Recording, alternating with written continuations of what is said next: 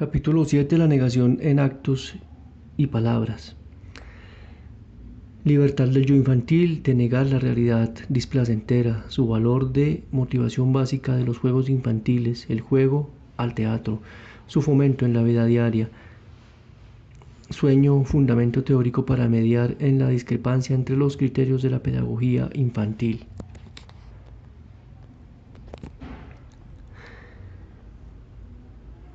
¿En qué medida la educación debe procurar la asimilación del niño a la realidad y hasta dónde permitir la fuga en la fantasía?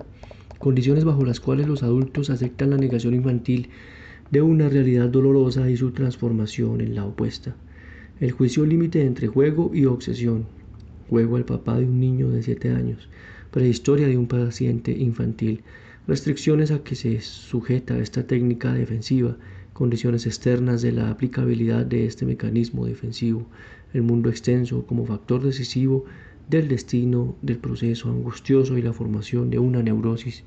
Peligros de un programa de prevención de las neurosis infantiles basado sobre la indulgencia para con las negaciones de la realidad. Deformaciones, extravagancia y singularidades del yo que ocasiona el empleo excesivo de este mecanismo.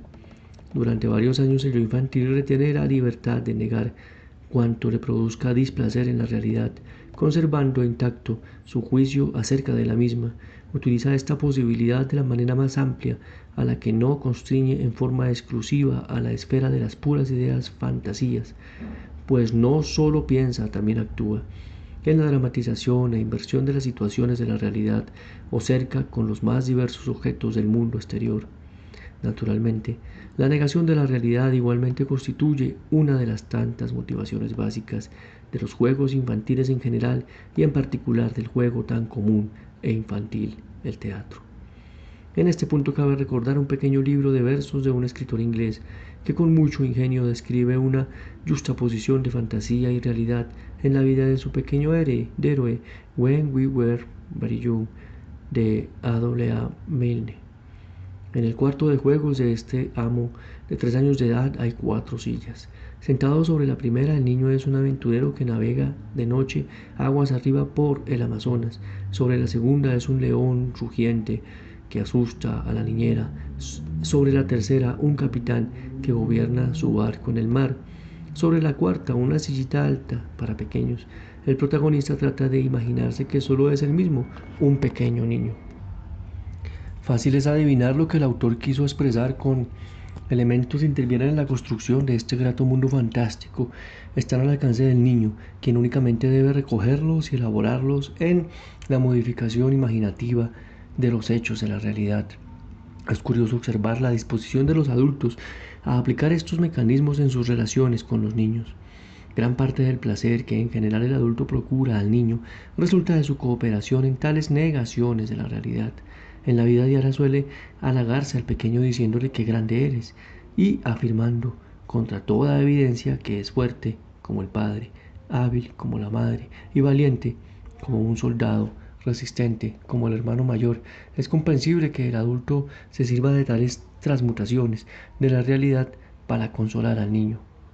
Así sucede cuando a un niño que se ha lastimado se le asegura que la herida no duele más o que los platos que le repugnan tienen rico gusto.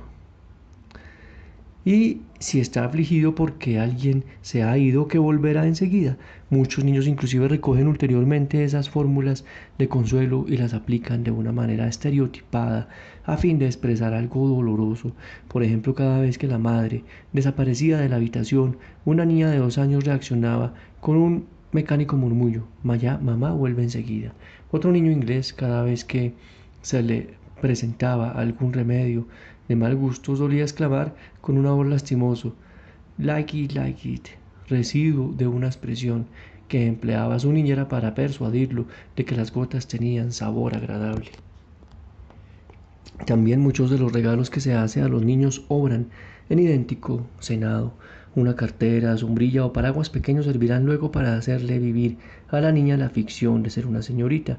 Un bastón, un uniforme y todo tipo de equipos ayudanle al niño a representar su masculinidad. Finalmente, además de sus diversas utilidades para otros fines, Las muñecas brindan igualmente la ilusión de maternidad, así como los tranvías, automóviles y cajas de construcciones no solo sirven de medios para la realización de múltiples deseos y ofrecen posibilidades de sublimación, sino que al par acicatean la grata fantasía de dominación del mundo. Esto nos conduce desde la investigación de los procesos defensivos y de elusión propiamente dichos hasta el estudio de las condiciones del juego infantil, objeto de minuciosa discusión en el campo de la psicología académica, enfocado desde diversos ángulos el conflicto planteado y aún irresuelto entre los varios métodos de educación infantil. Froebel contra Montessori puede hallar ahora un nuevo fundamento teórico. El problema en discusión es el de precisar en qué medida la educación de un niño debe dirigir todo su esfuerzo a partir de su más tierna infancia, induciéndole únicamente en el sentido de la asimilación de la realidad, o hasta dónde es permisible estimular su huida de ella, auxiliándole a la elaboración de su mundo de fantasía. Cuando los adultos aceptan la voluntad que el niño niegue la realidad dolorosa transformándola ficticiamente en la opuesta, lo hacen respetando en todos los casos ciertas estrictas condiciones. Espérase del niño que conserve la representación de su mundo de fantasía dentro de señalados límites. Así, por ejemplo, un niño que poco antes jugaba al caballo o al elefante relinchando o resoplando en cuatro patas, debe estar listo para sentarse a la mesa con tranquilidad y observar maneras. El domador de leones debe estar dispuesto a someterse de nuevo a su niñera. El explorador o pirata debe admitir que se le mande en el justo momento en que acaso emprendía su más interesante aventura en el mundo de los adultos. La benevolente actitud del adulto frente al mecanismo de negación infantil cesa en el mismo instante en que la transición de la fantasía a la realidad no se ejecuta con facilidad y oportunidad como verbigracia cuando de sus fantasías el niño quiere derivar consecuencias para su comportamiento actual, o dicho con exactitud, en el mismo instante en que la actividad de la fantasía infantil deja de ser un juego para convertirse en automatismo o en obsesión. Por ejemplo, una niñita que tuve ocasión de observar no se resignaba a aceptar la diferencia de los sexos, tenía un hermano mayor y otro menor, y su comparación con ellos era fuente de un constante y atormentador displacer que de algún modo le impelía a defenderse o a elaborarlo. En este sentido, el exhibicionismo desempeñaba un importante papel en el desarrollo de su vida instintiva. Es así como su envidia y afán de tener un pene se expresó en el anhelo de que ella también querría poseer algo que mostrar como sus hermanos. De conformidad con lo que sabemos de otros desarrollos infantiles, la niña disponía de varios recursos para lograr la realización de este deseo. Esa necesidad de mostrar algo pudo, verbigracia, haberla desplazado de los genitales al resto de su lindo cuerpo, pudo haber desarrollado un interés por los vestidos hermosos, tornándose coqueta, o por el contrario haber buscado descollar en pruebas acrobáticas o de gimnasia, sustituyendo así las posibilidades del pene, de los hermanos, etc. En rigor escogió un medio más expedito aún, negó la propia falta de pene, ahorrándose de esta manera la necesidad de crearse un sustituto, y a partir de ese momento sufrió la exigencia obsesiva de mostrar el órgano inexistente.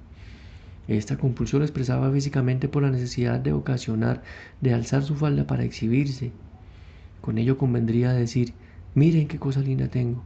En toda coyuntura de vida diaria solía llamar a la gente para que viniera y admirara algo que en realidad no existía. Por ejemplo, ven a mirar cuántos huevos han puesto las gallinas. Mira, aquí está el coche que trae el tío. Naturalmente ni las gallinas habían puesto huevos ni tampoco había llegado el coche que se aguardaba.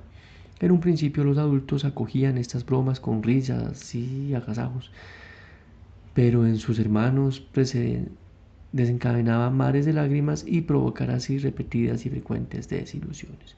Podríamos decir que su conducta mantenía aún el justo límite entre juego y obsesión. Este proceso lo percibimos de una manera todavía más aparente en un niño de 7 años, el domador de leones del último capítulo. Según lo demostró su analista, con sus fantasías no solamente quería compensar los rezagos de displacer y de malestar, de esta manera trataba asimismo de vencer su violencia, angustia de castración. El hábito de negar la realidad fue acrecentándose hasta el punto de que ya no le era posible al niño acomodarse a la necesidad de transformar todo objeto temible del mundo exterior en un amigo, protector o sumiso. Avanzó en sus tentativas con mayor energía y procedió a desvolarizar cada vez más todo cuanto le inspiraba angustia. Así todo lo que produce angustia se trueca en un objeto ridículo, como el mundo entero en la causa angustia. El mundo entero mueve a risa. La presión de su angustia de castración replica con un permanente tono jocoso. Esta actitud, que en un comienzo no pasaba de ser un rasgo juguetón, dejó luego entrever su carácter obsesivo, ya que solo mediante bromas podía librarse de la angustia, y toda tentativa suya de acercarse con seriedad al mundo exterior debía apagarla con un ataque de ansiedad. No consideramos anormal la figura del pequeño hombrecito que con el sombrero y el bastón del padre quieren aparecer como un adulto grande y que juegan al papá. Más bien, nos es una figura bien familiar. Un comportamiento de este tipo me fue dable rastrear en la prehistoria de uno de mis pacientes infantiles, que cada vez que veía un hombre grande y fuerte padecía un intenso mal humor. Se ponía el sombrero del padre y comenzaba a pasearse, y en tanto nadie le molestaba en este juego, sentíase contento y feliz. Esa misma conducta se repitió durante unas vacaciones enteras con una mochila asegurada a sus espaldas. La única diferencia entre este niño y el pequeño hombre estriba en que mi pequeño enfermo tomaba su juego en serio, pues cada vez que en la casa se le obligaba a sacarse el sombrero al sentarse a la mesa o al ir a dormir, reaccionaba con tranquilidad y mal humor. Lo que inició con el sombrero del padre y desplazóse luego a una gorra de víscera que le habían regalado y que aparentaba ser una persona mayor. A todas partes llevaba su gorra, y cuando no se le permitía ponérsela, apretaba convulsivamente entre sus manos. Sin embargo, la constantemente renovación experiencia de que algunas veces las manos han de servir también para otros fines llevóle a buscar ansiosamente un lugar donde colocar su gorra, y fue así como descubrió la posibilidad que a tal fin ofrecía la bragueta. Con súbita decisión empujó la gorra dentro de la bragueta de sus pantalones. Quedó con las manos libres y con gran alivio verificó que en adelante no tendría necesidad de desprenderse de ella. Manifiestamente la gorra alcanzó el lugar que desde un principio le correspondía en virtud de su significación simbólica, el de más inmediata proximidad a los genitales. Hasta aquí la falta de una palabra más adecuada ha venido describiendo reiteradas veces la conducta de estos niños como obsesiva, y en verdad para un observador superficial exhibe una gran semejanza con los síntomas de neurosis obsesiva. Mas si se las examina con mayor detenimiento, efectivamente se aprecia que no se trata de acciones obsesivas en el sentido propio y verdadero del término. Su estructura no corresponde en modo alguno a lo que consideramos característico de la elaboración del síntoma neurótico en general. Es cierto que como comienzo del proceso que lleva a la producción de los actos infantiles en cuestión, así como a la formación de los síntomas neuróticos, acaso exista siempre una frustración real o una desilusión, más en el caso del niño. El conflicto así originado no será internalizado, sino que, por decirlo de este modo, permanecerá adherido al mundo externo. Los métodos de defensa que el yo llama en su auxilio no se dirigen contra la vida instintiva, sino directamente contra el mundo exterior que los frustra o amenaza. En la misma forma en que el conflicto neurótico, la percepción de un estímulo distintivo prohibido hará que éste sea desviado o defendido por la represión. Así, mediante la negación, el yo infantil se opone a incautarse de alguna penosa impresión del mundo exterior. El síntoma neurótico es expresión de un proceso defensivo dirigido contra el peligro subjetivo o interno. La negación infantil lo es de un proceso de defensa orientado contra un motivo de displacer externo u objetivo. En la neurosis obsesiva, la represión estará asegurada por la formación reactiva que contiene el reverso del impulso instintivo reprimido, compasión en vez de crueldad, vergüenza en vez de exhibicionismo. Similarmente, en las situaciones infantiles descritas, la negación se completará y sostendrá por medio de las fantasías de la palabra o de actos de conducta con que el niño invierte o transmuta los hechos de la realidad. La formación reactiva del neurótico obsesivo exige para su mantenimiento un permanente desgaste de energía que conocemos por contracarga, contracatexia. También para el mantenimiento y dramatización de las fantasías agradables se requiere un continuo desgaste del yo del niño. Los hermanos de la niña, cuya histeria refería más arriba, ostentaban constantemente ante ella su masculinidad. A esto respondió con actitudes incesantes de autoseguridad, que significaba: yo también tengo algo que mostrar, haciendo de esos objetos un testimonio palpable de su propia masculinidad. El niño de la gorra oponía ininterrumpidamente un sombrero, una gorra o una mochila a los hombres de su derredor, que en todo momento acuciaban su envidia.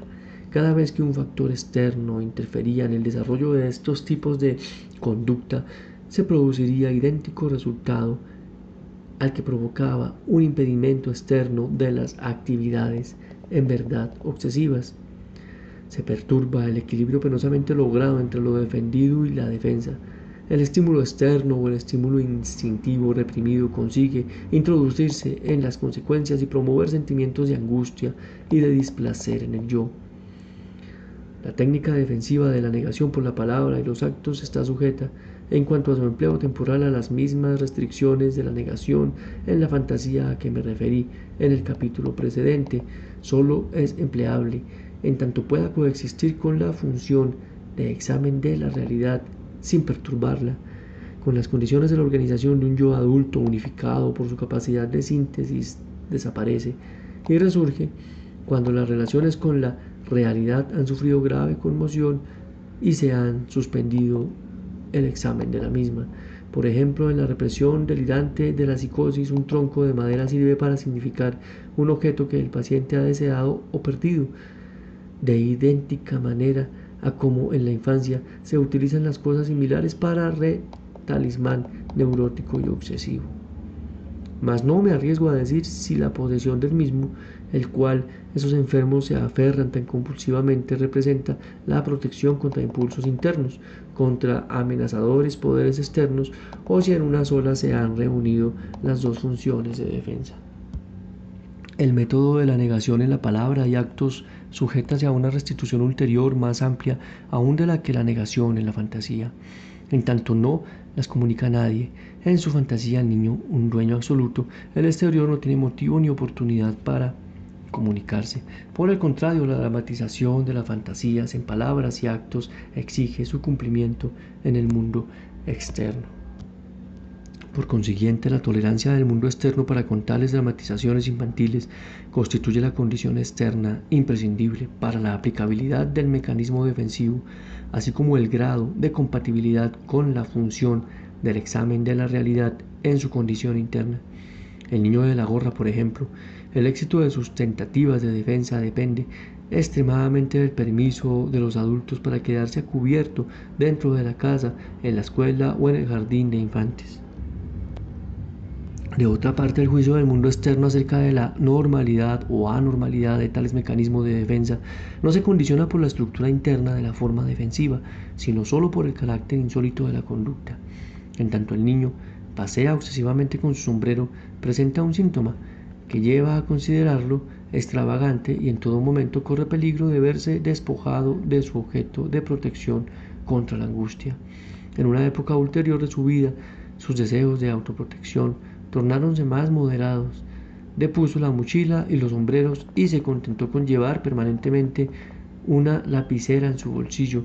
A partir de este momento se le consideró normal. Acomodó sus mecanismos defensivos a la observación y exigencias ajenas. Naturalmente, esto no modificó en absoluto su situación interna de angustia.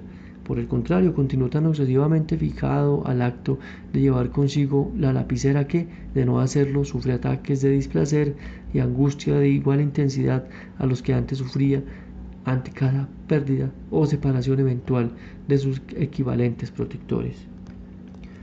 La tolerancia o intransigencia del mundo externo frente a tales medidas autoprotectoras del niño es a menudo lo que decide si el desarrollo de la angustia quedará detenido allí y ligado al síntoma primitivo, o si, fracasada la instintiva defensa, el desarrollo angustioso progresa.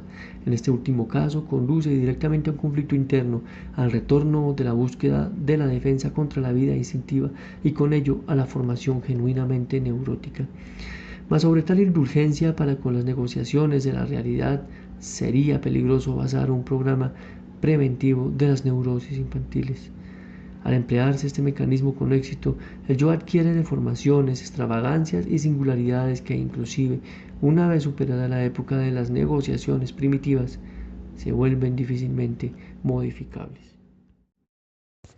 Capítulo 7. La negación en actos y palabras.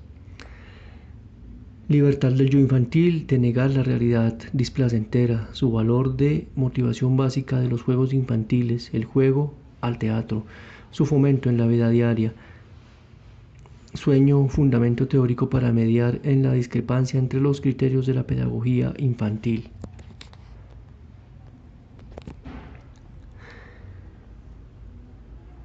¿En qué medida la educación debe procurar la asimilación del niño a la realidad y hasta dónde permitir la fuga en la fantasía? Condiciones bajo las cuales los adultos aceptan la negación infantil de una realidad dolorosa y su transformación en la opuesta. El juicio límite entre juego y obsesión. Juego al papá de un niño de 7 años. Prehistoria de un paciente infantil. Restricciones a que se sujeta esta técnica defensiva. Condiciones externas de la